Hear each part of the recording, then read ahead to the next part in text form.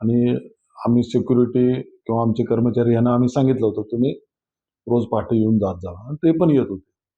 पण खरंच येतात का? ते पाहणं माझं गरजेचं होतं आणि ते खरंच आले होते आणि चोरीवर 100% आळा बसलेला आहे आता. दुसरी गोष्ट आडते आमचे लिलाव काढत असतात. शेतकरी लांबून-लांबून येत असतात.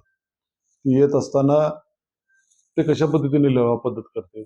शेतकऱ्यांना काय गफलत करतात का? शेतकऱ्यांना काय फसवण्याचा प्रयत्न करतात का? असं मला बघावं वाटत होतं.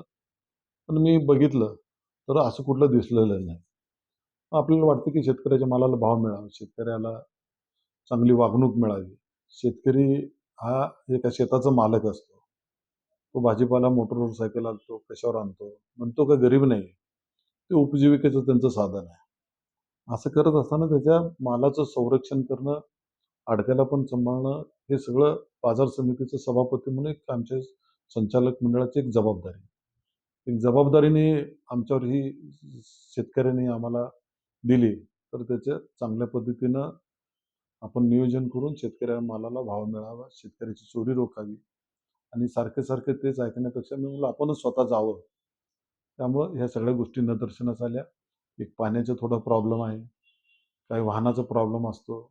ते सगळे प्रश्न या सकाळच्या व्हिजिटमधनं मला कळाले.